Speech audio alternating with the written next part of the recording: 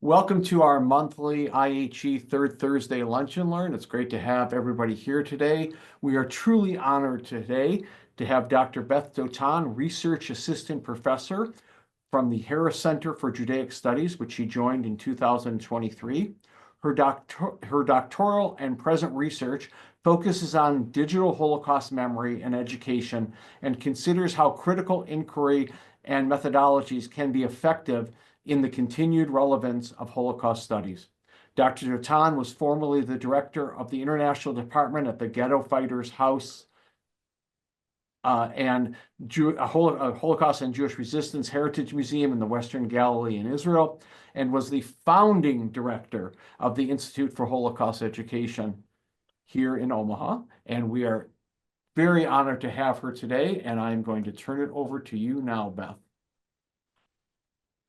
Thank you, Scott. Thank you, everyone, for being here. Friends and colleagues, my goodness, from all different places. So it's really an honor. And thank you for inviting me back to speak to the Institute for Holocaust Education. Hold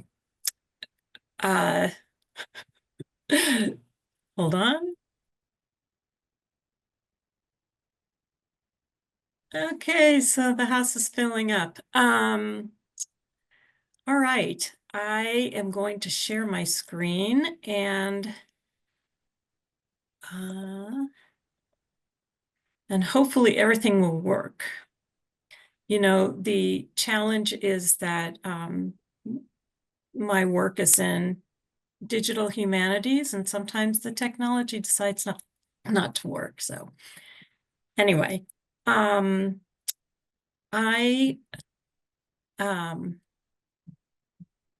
going to pause just for a second.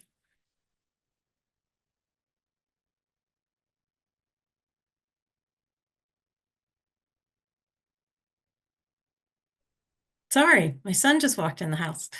All right, so we are now a year and 9 months into this project, and we started out as a very small concept, a small idea. Some of you have been on the site. Some of you were here when we were just talking about the concepts. And I appreciate all of the support that I've had over these years. And I think that we're developing into a really important network of team members, of content, and really something unique to the state of Nebraska. I do want to say first off that today is a very difficult day, certainly with the news out of Israel, and it's hard for me to interact with events in the world that also directly affect the work that I do every single day. And so I have taken quite a few moments today, and I hope all of you will as well, to really think about what's going on. And perhaps this presentation will help you understand why I feel it's so important to do this work, particularly the memorial work that we're doing for the Nebraska Stories of Humanity. So thank you, Scott, again, and Jane, and everyone for this platform. Okay, I have to find my screen. There we go. All right. I just want to say that in the midst of such a confusing time, politically, economically, in so many different ways, this work continues to be a challenge. But what's important is that we continue to preserve the memory of our Nebraska survivors and the liberators. because they were our friends, they were our neighbors, they attended our synagogues and maybe our churches, and some of them may have even been your neighbors down the street. So we continue to aggregate the artifacts that we collect and create this collection of primary sources, because one of the things that's so critical is that we stand on the side of truth and the past, and we honor the memory of those who experienced this difficult history. So one of the things I see our work doing is really to defy the chance that their experiences won't be told. We're protectors of history, and our mission continues to unfold and provide possibilities for connection, for personal narrative and preservation. So our site, I see it as a cultural heritage and Holocaust memorial site with diverse avenues for study and acknowledgement. And this is just a recap kind of what I was just saying, that we center these stories to preserve memory. It also, through seeing the various primary sources that we have, it shows how democracy slowly fell apart in pre-World War II, during World War II, and then the individual survival efforts in the aftermath of the war. We use these materials as a way to yield opportunity to transform the way we interact with Holocaust documents. We can see how things are put together in a way that we weren't able to see prior to having digital access in one place.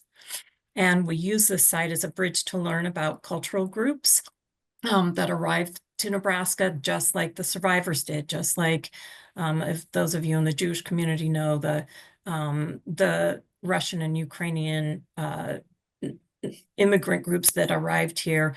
We also look at other Nebraska receiving or refugees because we're a receiving site in the state. So before I start talking about this, I just want to stop for a second and ask if anybody has any questions. And because I can't see the whole screen, Scott, I'm going to let you kind of monitor, if that's okay. That will be fine. Okay. All right. So what's new? In short, we have 6 new story collections that were posted before the spring of 2024.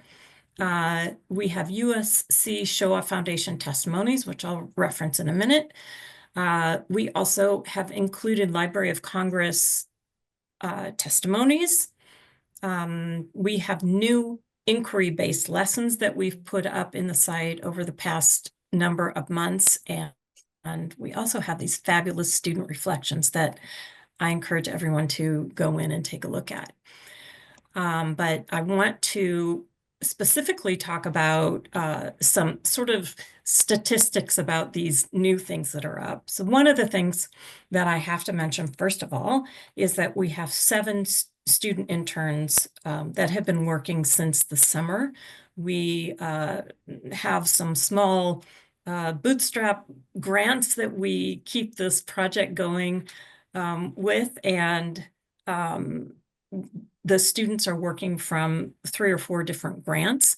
They put in anywhere from 3 to 10 hours a week during the academic year, and during the summer, many of them put in 20 hours during the week. Without the students, and I always reference this, we have Nick Basler here who's going to speak in a little bit. I just want to say, without our students, you wouldn't see one word on this website. They are our engine to make sure that content is transcribed and put up into the website. At this point, sort of going on to the next concept, we worked for 2 years with the Shoah Foundation, the USC Shoah Foundation. Some of you may know it as a Spielberg project. They have 55,000 or more Holocaust survivor testimonies. We've identified about 50 to 70 that are Nebraska connected, and have finally, after 2 years, been able to put together an agreement where they allow us to upload the testimonies on our site and not have to go out of our site, go into their site, put in a password, and then see the video. So we feel really fortunate that at this point they have progressed enough to be able to allow us to do this. But it took 2 years to get there. At the moment, all of the USC Shoah Foundation testimonies are we have about half of them transcribed, and we will soon have the closed captioning that viewers will be able to see as well. In addition, we have testimony from the Library of Congress, and through another grant that we received, we were able to pull together the Nebraska veteran liberator stories that were done with the Nebraska Jewish Historical Society in around 2005 or something. Those are up on the Library of Congress, but now we've put them in our site as well. So we have this conglomeration of different kinds of stories. And then we've done some personal interviewing. Our students have worked with liberator families or other families to put these stories on the website. So right now you can see 47 links to various testimonies, whereas B-Carp has 3 different testimonies that we have transcribed at the moment. One of the very important things that we did over these past 8 months is make sure that testimonies are all transcribed, so that when a person goes in and wants to do a search, they will see or can find things that are also in the testimony. It also, of course, helps because so many people have accents or words are spoken in different languages. So we do our best. We're not always 100% successful to create a transcription that is clear and helpful to the researcher or the viewer.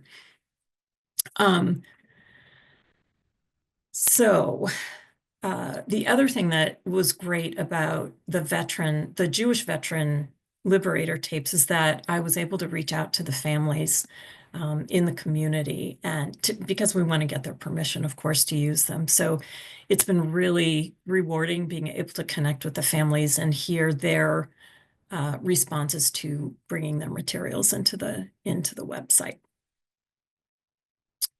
So I also want to, this is the page that the testimonies is on. Again, I encourage you to visit that page and see some of the testimonies. So at this point, I would like to introduce my colleague Laura Weekly, who is the metadata specialist at the Center for Digital Research in the Humanities. That is a mouthful. You all need to be tested later. But numerous colleagues from the CDRH are with us today, and I really thank them also. In addition to the students do all the legwork, and then our programmers, who are quite a team of individuals. Erin Chambers is here today. I'm not sure who else because I can't see everybody, but Erin does the visual design. Karen Dolzel is our sort of has put so many of the pieces of this project together. So it's an incredible vast number of individuals who work on these projects. And I want to just take a step back and say that during the testimonies, and Laura's going to talk about this in a little bit, not only do we transcribe the testimonies, we translate sometimes, we review. We're working on 3 different platforms, and then we've had community members like Donna Walter and Gloria Caslow and many others review the work of everybody else to make sure that our transcripts are correct. So it's really quite a process before it actually gets pushed to the live website. Laura, I'm going to let you go ahead and talk about the technical challenges that we've had.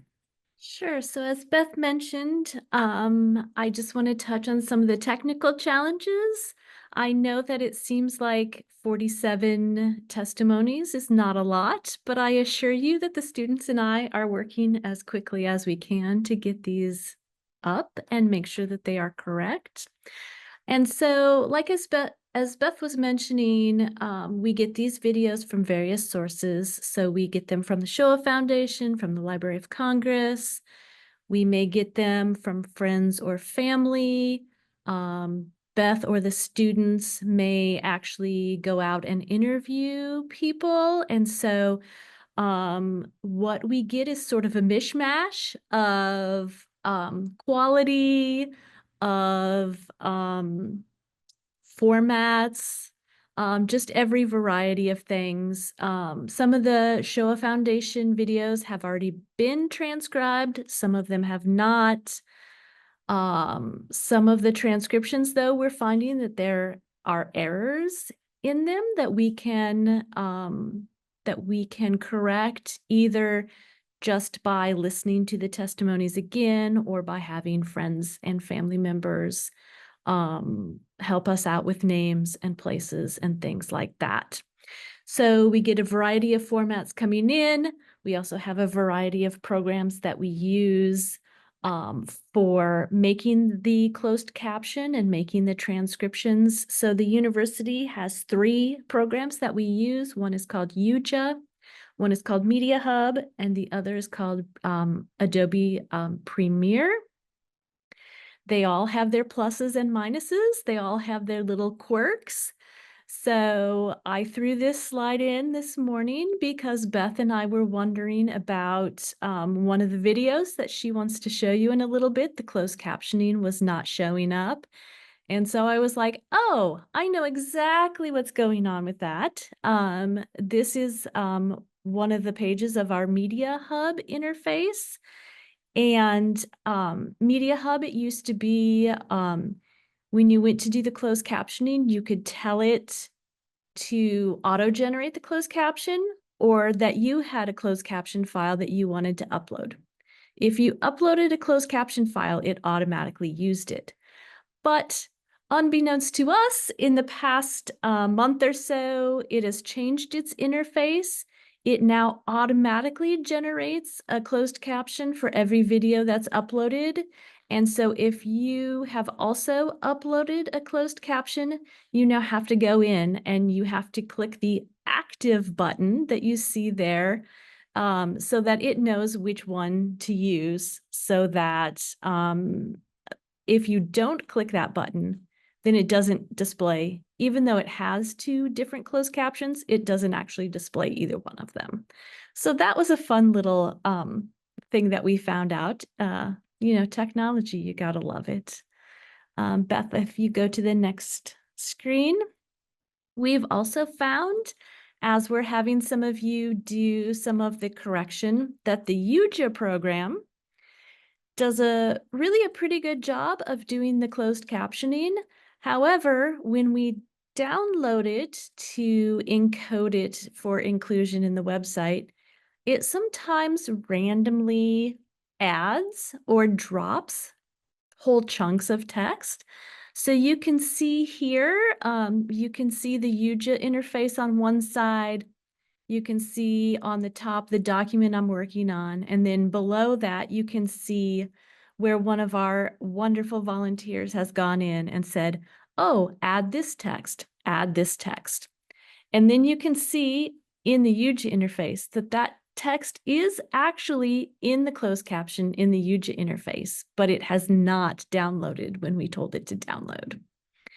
Beth and I have been in meetings with the UJA group who have promised us that they will fix this in their February push of a software update.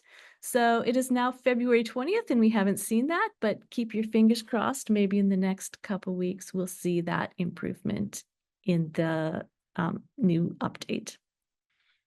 Beth, you want to go to the next one? And then I just wanted to show a couple things. One is we had a family who gave us an audio tape. The tape, you can tell by listening to it, was originally recorded on a tape, a cassette tape probably. The cassette tape was then transferred to a DVD. The family gave us the DVD, and I copied that off, and then I converted it into an MP3. It sounds perfectly fine, but you can tell here in our, this is a Media Hub interface, that at a certain point in the video, about 51 minutes and 26 seconds, it starts to glitch. It starts repeating text. It reads, "and got my dictionary and came back up to the window and went back home and got my dictionary and came back home and got my dictionary," right? So it's, even though it sounds good to the ear, there's something happening with the file that's making it glitch. And then at a certain point, then it goes back, and then you can see the whole closed caption is this long, right? Which is not what we want at all. So that's an adventure with working on these audios. And then just to emphasize the importance of what the students are actually doing when they go through and they proofread every single word, and then we have the volunteers do another pass. You can see at the top, he survived and he wasn't an ostrich. That is actually supposed to be he survived and he was at Auschwitz, is what that closed caption should read. And then the last one, it just makes me chuckle a little bit because everybody's talking about how great AI is, but this is an AI caption. It's a liberator who was wounded in the line of duty, and he's talking about how he went to the Rhodes Army General Hospital, and he says it, and then he spells it out. But even with him spelling it out, the AI spells it wrong. So those are just a few of the challenges that we're facing. We really appreciate the volunteers, everybody that's doing the proofreading, all of the work that the students are doing. And if you do ever see anything that has slipped through, please just let Beth know and we'll get it fixed as soon as we can. Thank you. I mean, I think that, one of the reasons that we like to talk about the back end of the work that goes on is so that we can all understand how important these memories are, but what it takes to get them into our computer, right? And I want to just mention that a couple of weeks ago, we had someone who was doing some research. Our website popped up, and it was, they listened to Eli Modenstein's testimony, which is a Shoah Foundation testimony, but we had been doing the transcription, and this gentleman is an expert Yiddish translator. And he wrote to us and gave us numerous updates to this particular testimony. And because of his talent and knowledge, we are able now to make an agreement with him, and he will do some work for us, hopefully through grant funding that we will get in the future. I'll be able to hire him to actually continue to do the review. So, and what's so interesting is that his work was about a person who lived in Eli's town whose father had a candy factory, and they had to close the candy factory when the war began, or close to the beginning of 1939, and they went and worked in Eli Modenstein's family's candy factory. And so this content starts to pull together in so many different ways. So it's exciting, and translation is really, really key I know Julie Pinnell is here today, and her brother-in-law has done a lot of German translation for us in the past on B. Karp's collection. But right now, I'm actually going to introduce Nick Basler, who is our undergraduate creative activities and research experience intern. That's a mouthful as well. Nick is on his way to graduate in the spring, works in, he's studying history and German, and was really interested in the project. And Nick, you can tell a little bit more of your interests because he has German language skills as well. So he has worked on this really incredible document that we found in Clarence Williams' collection. It was written by the Americans, is sort of a newspaper in German, and it was for the German citizens to understand what happened during World War II. So, Nick, I'm going to let you go ahead and make this. So I started in fall, and this project's been very, very great. I found that I want to pursue Holocaust studies. That interest has been reinforced by working on this project. And I'm very glad and fortunate that my German language courses were able to assist with such a project.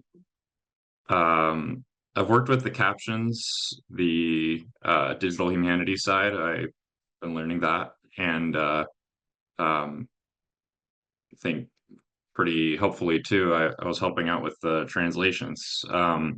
As Laura mentioned, there are many glitches that occur when you're using AI or you're scanning, you're auto captioning, and those can be tenfold when you're working with other languages too. There's a lot of difficulty in sometimes trying to find whether there are certain words that don't seem right due to them being foreign, or if it's just marks on the paper. AI scanning doesn't often know, especially when there are handwritten notes as well. But the significance of the news pamphlet that was given to the Germans, written by the Allies, I think it highlights the significance of translation. You're able to connect and to give these stories to people across language barriers. And I think we can kind of think of that today with many of the documents having some or being entirely in a different language. It's very great when we can bring all these stories together, but we can also make them accessible and understandable too. And a lot of meaning can be lost in translation, so it is a very delicate work, and I'm very, again, fortunate for being able to help out with this. It's great. It always means a lot to me that the project means so much to our students, and we're so happy to be able to help Nick, for you and for so many students who are going on to other study in higher education in this topic or in others. So it's really exciting, and we love it, and we love to stay in touch with our students as well. And again, I want to just encourage you to go and look under people. There's a section called Reflections, and some of our students have written, and we'll have more there in the future. I just want to show as well, these are a couple other pages within this brochure. These are some of the easier pictures that were in this. This is the famous picture of at Buchenwald and Elie Wiesel is in this photo on the left. So I want to talk a little bit about some of the new materials that are here. And in June, Ari Cohen, who's our co-PI on the project, as you know, and the director of the Harris Center at UNL, gave me a call, and through some serendipitous interactions, he received a call about a collection from the Norman Smith family. And Ethan Clinchard and I got in our cars. Ethan lives in Lincoln.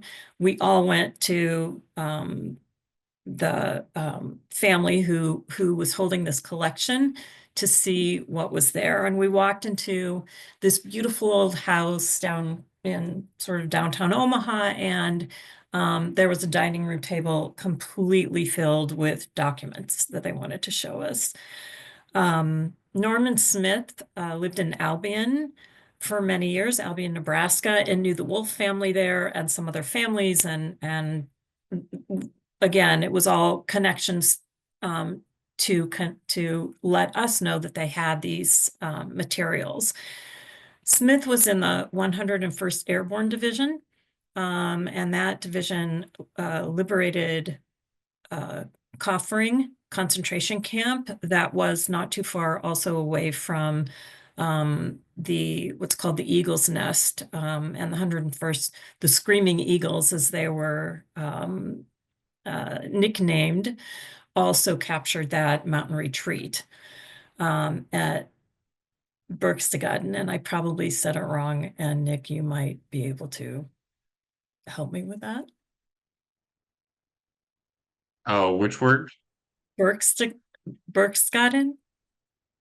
Not written up here, so that's okay. Berchtesgaden, yeah. So while Ethan is finishing his undergraduate work and applying to law school, he has scanned over 100 artifacts from the Smith collection. And he does write about how working on the Smith collection, working on 2 or 3 other Liberator collections has really impacted him, and his part of his interest in going to law school as well. So this was the interview. I'm not going to go into this actual interview, but you can see we walked in the house and they started telling the story, and we turned a camera on and grabbed a 20-minute interview with the family, the Anderson family. So I want to share a little bit from the collection. These items have been scanned, but they are not yet on the website. So you were the first eyes, oops, sorry about that. You were the first eyes to actually see a couple of these beyond those of us in the Center for Digital Research in the Humanity. And this is Norm Smith in his uniform. I had quite a few photos and picked the one with his incredible smile. And this was a letter that he wrote to his parents on June 20th, 1945.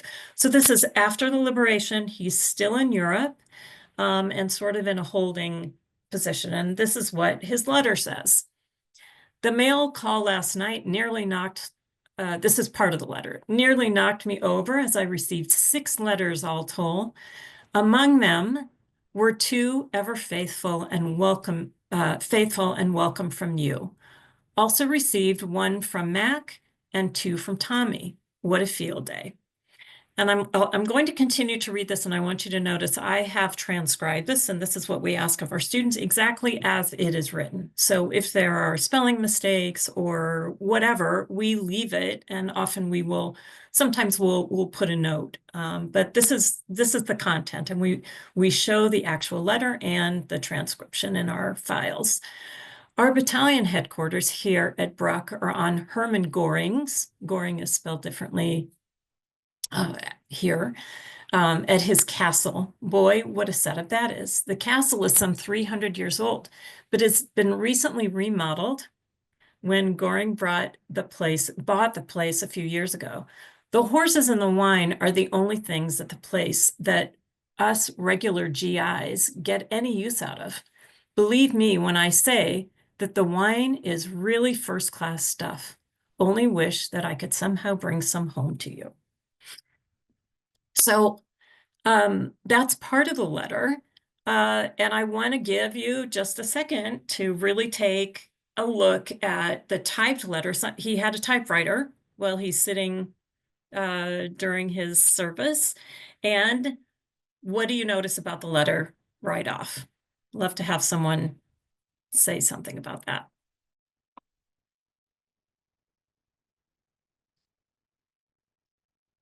If you notice something odd about the letter, please go ahead and unmute yourself and tell us what you see. There's a big blank in the middle. Okay, and why do you think that's there?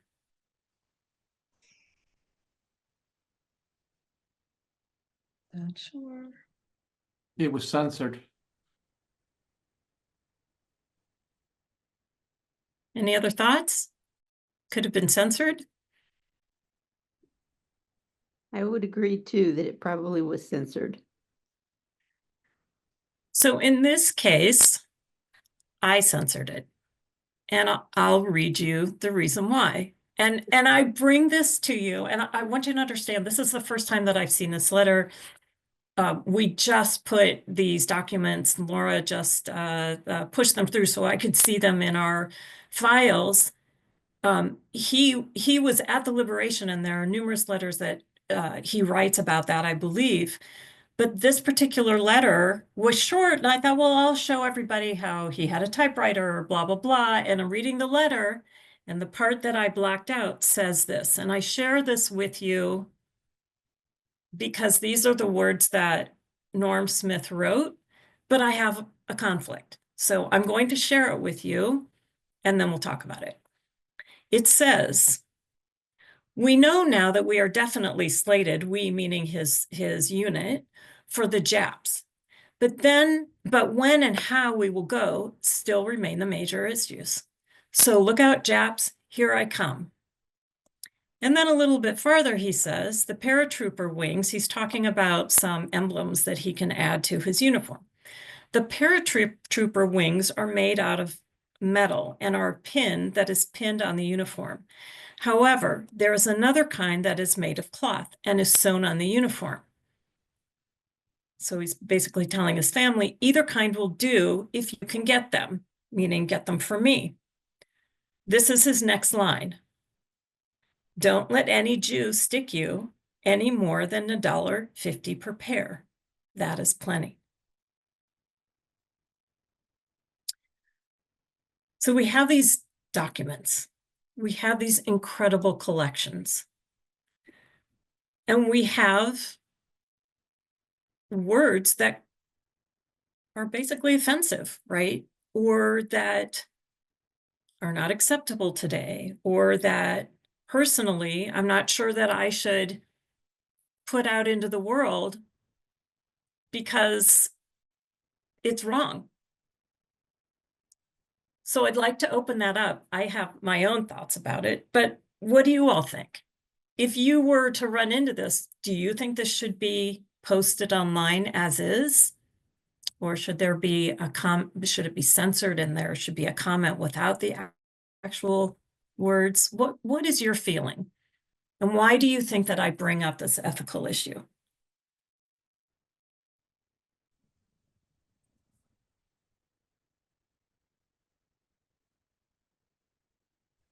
I think Go people. ahead.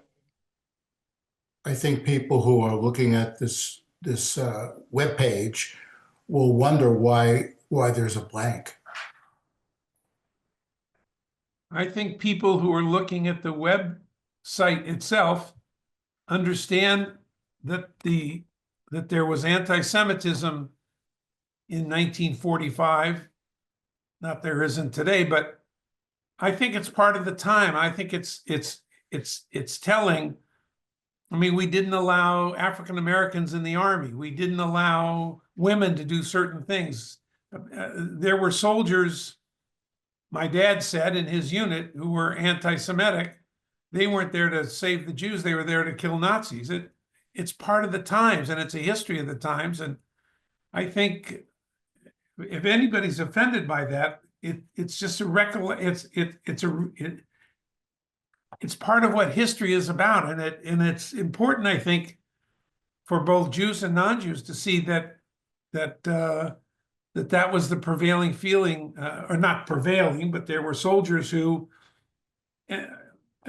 just because he uses that nomenclature doesn't mean that he's a horrible, awful human being. I mean, he probably grew up hearing that from parents and grandparents and friends and neighbors and schoolmates, and that was just a short-term thing about merchants, and maybe there was a Jewish merchant in his town. I think it's an accurate telling of history.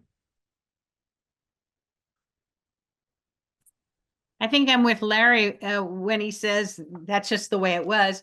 And if you don't feel comfortable putting that on, you could also put a footnote that says, that we don't agree with this kind of language particularly, but that's just the way it was. I mean, it's not just against Jews. He called them Japs, and he's going to use pretty nasty language. The real question, I think, is this gentleman passed away? So yeah, I mean, that's what's And that's the interesting. problem, is that it besmirches his memory without his knowledge or his family's knowledge.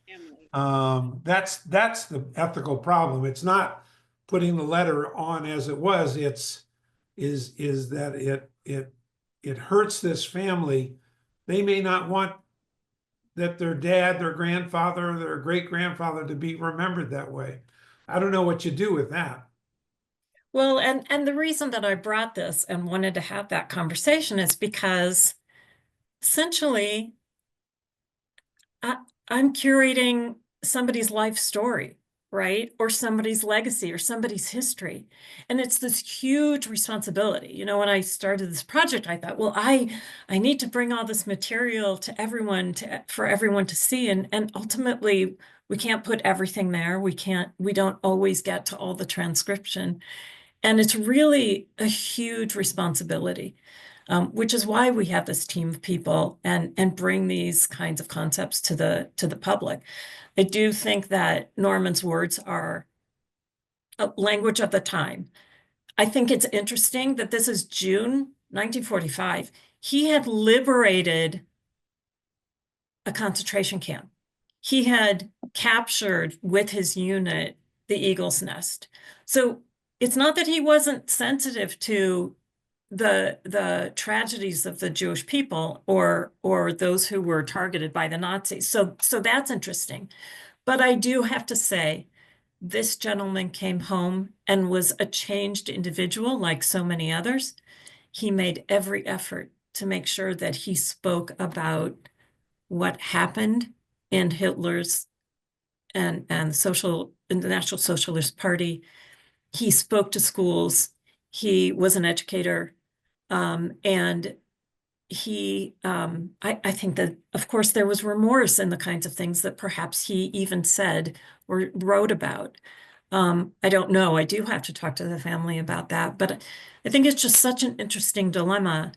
And as another response to that, he was the Holocaust Shoah speaker in 2005 for the community event. He was still alive, a very elderly gentleman, and came and spoke at Beth Israel. So how do we repair our world, and what's he doing that? And I think that that's an interesting conversation to have. I'm going to keep moving to our next slide, because I want to show you what's happened with our educational materials. This interview is with Salima Mirza, who was a refugee from Iraq.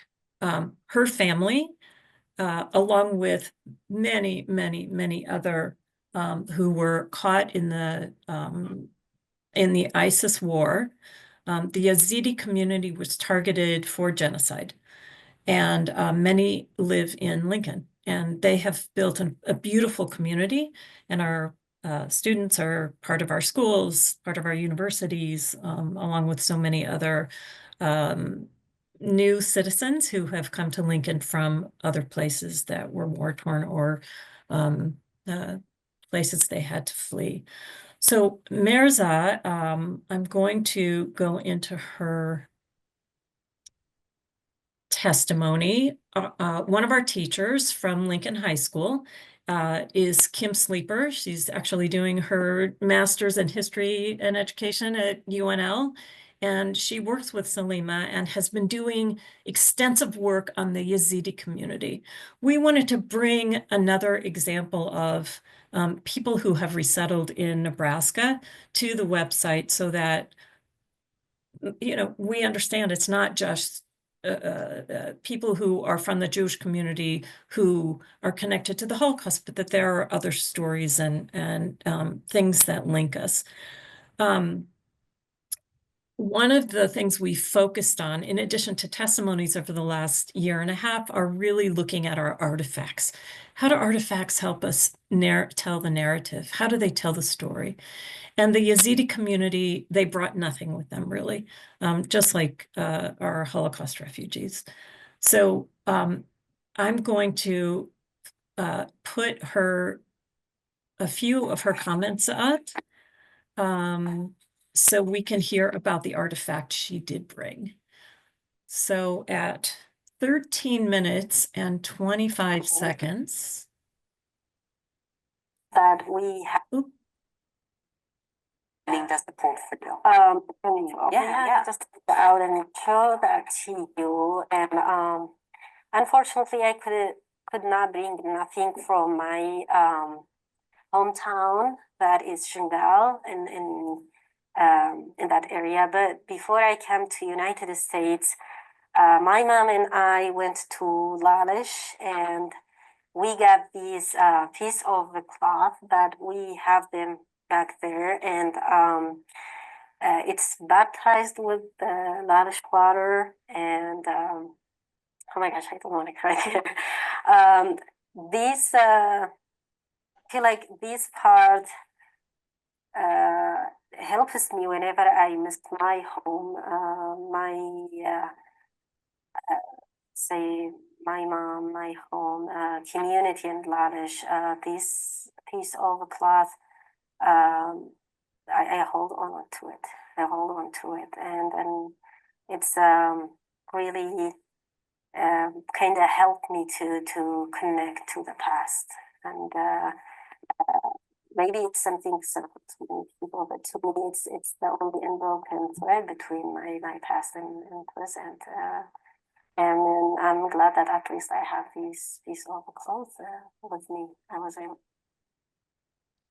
So this is a great example of, first of all, the words she said could have been the words of any one of our Holocaust survivors who came to Nebraska. We've heard these things before, something that was very, very important, but so small. And so it would maybe be meaningless to someone else, but to Mirza, this particular artifact was important. So what we've done is had, let's see, okay, there we go. We've had Kim put together an inquiry-based lesson that connects the history of the Yazidi community, connects to our state standards, brings students into thinking about asking questions, not just learning about the history, but asking more questions that the history encourages.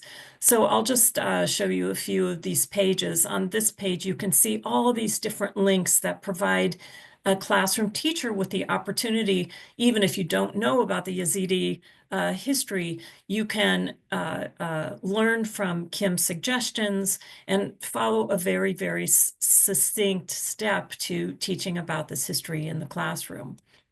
And Kim, by the way, is an English language educator. So it's interesting, her work, it crosses into history and social studies. She provides a background information document. She provides a slideshow to help students and anyone understand the origins of the Yazidi community. Many of us have never heard of Yazidi whatsoever. They're a community, they're part of the Kurdish community in Turkey, Iraq, and Iran, and Syria. And they have different beliefs. They are not Muslim. They have a different belief system and religion. And here Kim talks about that particular item that she brought with her. And why do we connect to it? How does that help Salima? And you heard in her testimony how that helps her heal, because it brings back these memories and that thread, as she said, of helping her heal, living in Lincoln, Nebraska. And then the students have a summative project where they take all the information that they've learned through this inquiry, this very helpful step-by-step inquiry, and they put all the pieces together through a hexagon activity. This was the vehicle that Kim chose in her work. And it's really amazing to have this up on the website. You can find that in our Learn section. And I want to show you one other thing as we go to the website. This is the Learn page. The lesson suggestions are here, and we've added numerous things to this site. We have Nebraska individual profile cards that give some history of our Nebraska survivors. The Historical Society, Nebraska Historical Society has added some new lessons. And then we have 2 new lessons, constructing narratives with artifacts, and then the Yazidi community healing after genocide. But another part in our Learn section, we have an exhibit that's included in the lesson called What We Carried, the Yazidis of Lincoln. And this gentleman, Jim Lomanson, did a beautiful exhibit that showed in Lincoln and at Jocelyn a number of years ago of artifacts that Yazidi community members shared with him. And he went through, and each one of these is its own framed piece. And there's a wonderful video about it here linked on our website. So we're able to sort of mesh this content together and give it a platform within the stories of our Holocaust and liberator stories here in Nebraska. So let's see if I can figure out how to get back to, there it is. Look at that, I did it. All right. So I have a little activity for all of you. We have a few minutes left. I'd like you to take your phones out and click on the QR code.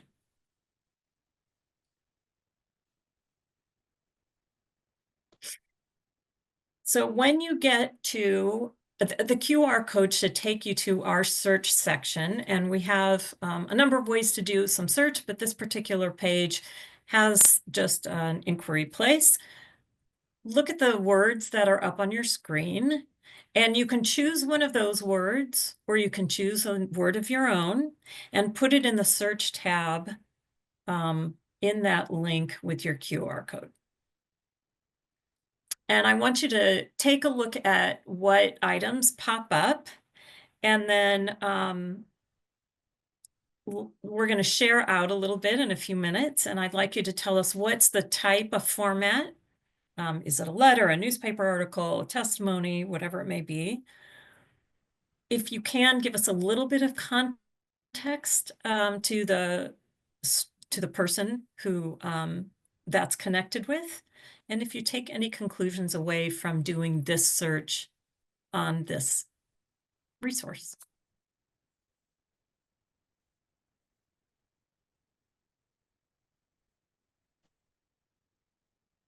We'll give you about 2 minutes.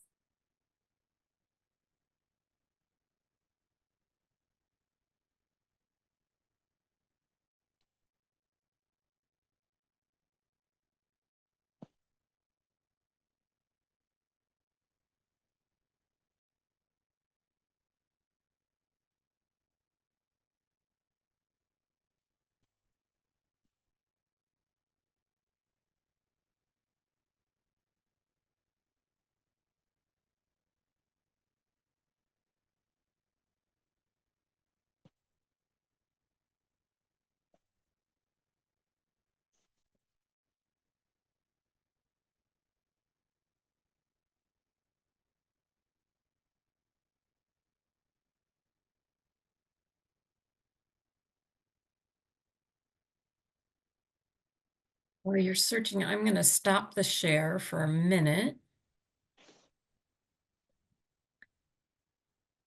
And whenever anyone's ready, go ahead and we'll take 2 or 3.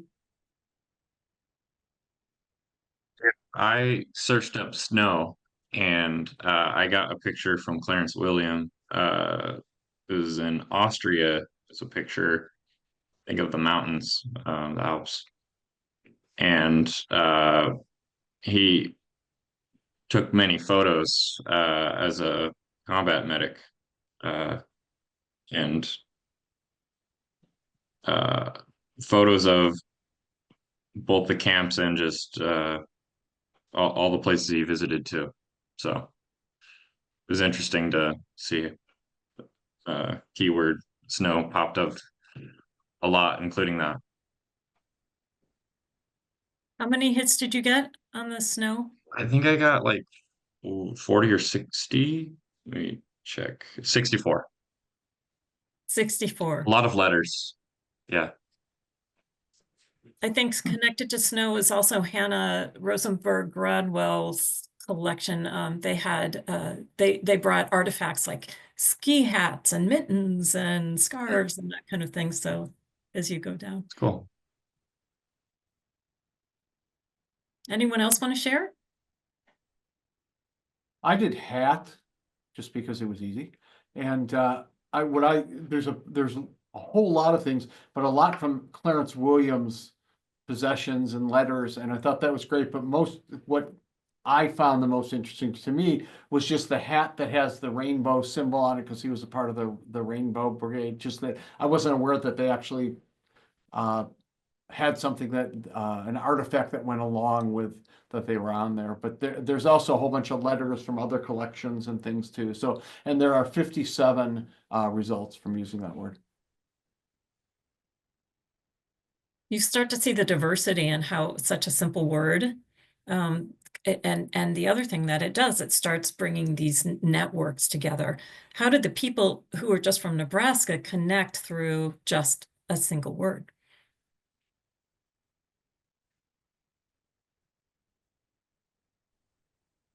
I looked up Stolperstein, and the first ones that came up were very recognizable names in Nebraska, B. Corp and Annette Van Camp Wright.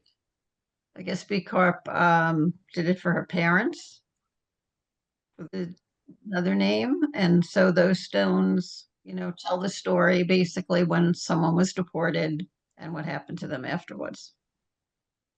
And interestingly, I don't think Bee knew about the Stopper Stones, and somebody from her town was trying to do it for everybody who had been Jewish in their town. And we came across that, and it's just absolutely breathtaking to see those stones. Should we take one more? I did holiday. And there were 50 hits. And it was marvelous just to see the people that once upon a time used to live here. A lot of them are Shoah Foundation. It came from Shoah Foundation, but those are the people that used to live here. And it's a pretty happy choice, I think. And they all have these wonderful memories from those days. And of course, as I'm looking through this list, my dad's came up, and that's pretty cool. That's pretty darn cool. Edie, what does it mean for you as a second generation survivor to have a collection like this, and all of a sudden you start to see all of these people, you always tell the story how your parents dragged you to bridge games or poker games or to the, wherever it was. What does it mean for you as I miss these folks. I miss them. They were my cousins and my aunts and my uncles, because I didn't really have any. So seeing their photographs and I can hear their voices when I read what they wrote. And that's really, really nice. And there's nowhere else to do that. I mean, where else do you do that? That's nice. anyone else would like to share? I know we're at 11 or 12:30. I'll share, Beth. I chose the word forgive, just because of the events of what we've learned today, yesterday. I felt that I needed to look at that word today. And I was surprised to see there were 13 results from the word forgive. And what I found is it's generally letters of individuals asking for forgiveness for not responding to letters, or asking for forgiveness of one was about, I haven't heard from B for so long, or Beatrice is how the aunt spoke, but I'll forgive her because she's little. And so it was interesting that I found some things that I thought would be different, but it's mostly asking for forgiveness for not responding to letters. Or now, there is one from Leo Fettman, from a foundation testimony that he did, and he does give a little bit of almost like it's a speech, asking about how can you forgive the Nazis, and how can I forgive them for what they did to me, and things of that nature. That is the one that I thought that I would see more like that, but most of them were personal, asking for forgiveness for not responding, or for how long it took for them to return their letter. That's great. Thank you for sharing that. And I think with that, I want to help you see, and I've done this exercise in numerous platforms at conferences, or we did it at a teacher in service this summer. The Library of Congress awarded us a $25,000 grant for us to do more transcribing and also teacher training, and we had our teachers do this as well. If you can imagine, and now one of our lessons on artifacts has students kind of choose 2 or 3 artifacts and find a way that they have a network. So, Jill, you said it's so interesting that, you wouldn't have expected that word to be in letters that were written during that period. And so for our students to go in and discover these narratives, these stories that didn't exist before in their knowledge, I think is really, really powerful in the classroom. And we have them really work with these materials in order to make their own, answer some of their own inquiries, I guess I want to say. Beth, the only thing I want to mention is that this technology is really good for students and younger people, but for people who are older, they might reject this technology and find it kind of difficult to maneuver.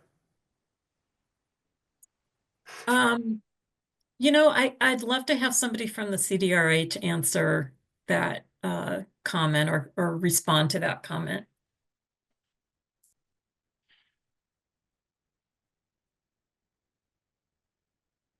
Or not. Well, I was waiting. in. I was going to say, I was waiting to see if Erin wanted to jump in. I'll let you go, Erin. Yeah, sorry, I don't have my camera on. My house is a little chaotic at the moment. I think that's a really good point. And one of the things that we talk about when we do any project with the CDRH is audience.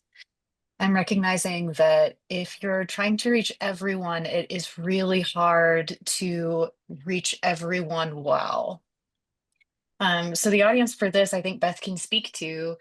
We definitely don't want to exclude anyone from using the work, but it does help a lot, I think, to know your mission and know your audience and focus there first.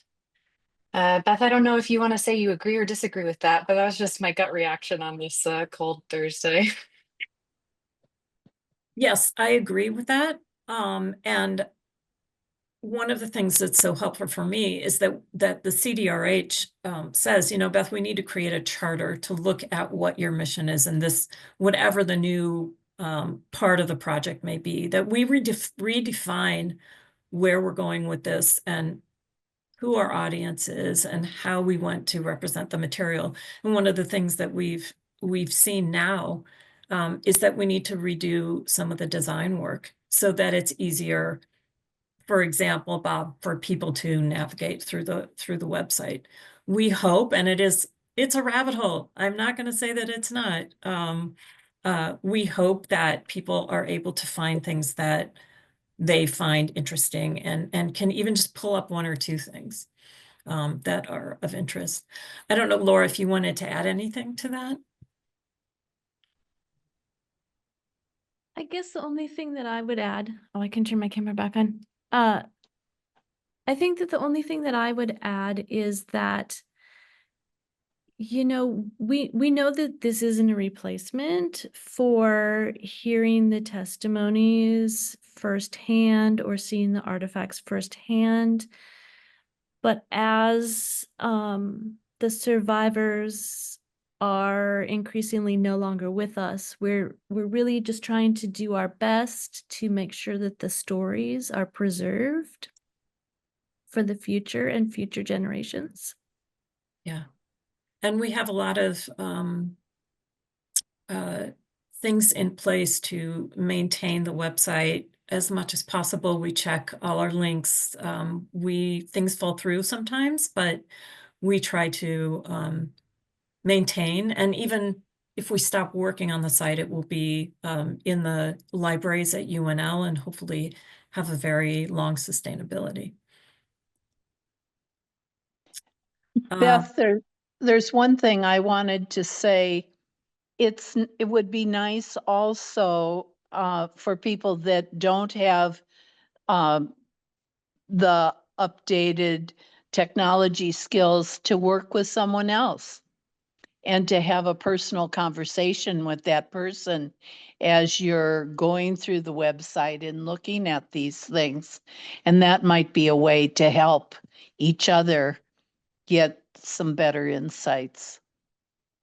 Definitely. And one of the goals for a presentation like this today is to hear your comments. So it's very helpful.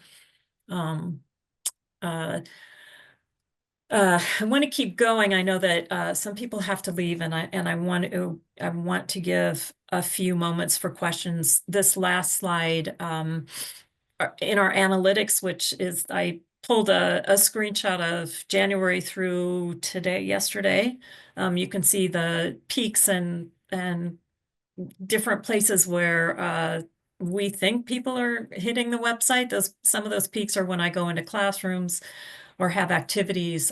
We've had nearly 200,000 event counts since April 2022. It shows over 82 countries and almost 2,200 cities. My team has reminded me that bots and AI sometimes capture our website, so maybe that's not real people, but we've had a lot of events. The site provides teacher training opportunities, enhances interactions in secondary schools that accommodate the Nebraska mandate for Holocaust education, which I've had numerous conversations now with the Nebraska Department of Education, and at the moment, our work is sustainable and important and is protected under our law, which is fabulous to know. We continue to look for university research and use of the website in the classrooms. One of the greatest things that has happened out of this project is our collaborations with many institutions and stakeholders. I've started to publish a little bit about the website and continue to do new research to understand who is looking at this website, how are they using it. And we have discovered, as I mentioned, that some new design and navigation enhancements are needed. And as we continue to look for grants, which are very difficult to find, we work on these small opportunities and grants and just continue to forge ahead as much as possible. So I don't know if there are questions. I don't know, Scott, how... We have time for 2 questions. I have a comment and a question. The comment is about that soldier And I think it's a completely accurate reflection on the society and the State Department. So as unpleasant as it is, he was really run-of-the-mill opinion of his at that point. And my other question was, when my mom gave testimony to the Holocaust Museum in Washington, it was a whole day experience. And as it went on, she took longer and longer pauses. But they said they do not edit anything and they don't change anything. It's exactly, the way the testimony was given. So what is your policy on that? Well, because we're not interviewing survivors themselves, we are working with families. And we are not doing it under the same conditions that the museum in DC does. Your mother was probably brought into a studio and it was quiet and no phones were ringing and people weren't walking in the doors.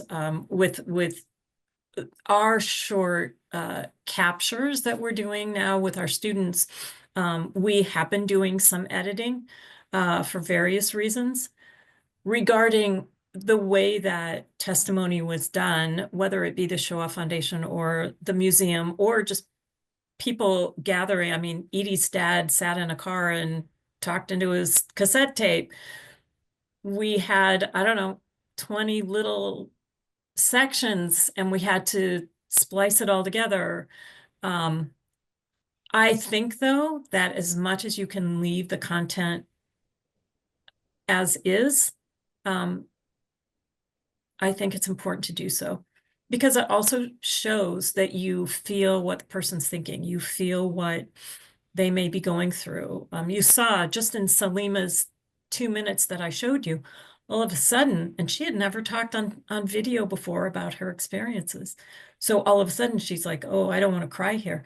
In fact, during her interview, she made it very clear her experience was too close for her to even talk about the actual genocide components and the abuse of women and her family members. So that's my opinion. I think other people have other opinions, but I know it's probably difficult to listen to your mother's testimony with all of those pauses, but it's necessary because where there aren't words, there's understanding of emotion. Thank you, Beth. Beth, thank you so much. I love that, having had the honor to be involved since you came up with the idea of what do you think about doing something like this to where we are today with it, where you are today. It's unbelievably amazing and such an honor for IHE, for all of us to be involved, but also looking forward. It's so wonderful that this will continue, but that is being used and will be used. And I think that all people involved in this should be very proud of the legacy that you're leaving with this. And so thank you. And thank you for being here. Next month, we're going to look at the curation of the Richie Boy exhibit that we have here from the Parso family on their grandfather and father, who was a Richie Boy. The last event on that is Sunday, March 2nd at Temple Israel at 2 o'clock, where Aaron Parso will present the story of his father, who was a Richie Boy. But on next month, on the 20th, we're going to look with Jennifer Garza from the Nebraska Jewish Historical Society at how they curated the exhibit that we have up here for about another month. So thank you all for being here. Beth, again, thank you so much. And I hope everybody, if you are in Nebraska, stays warm.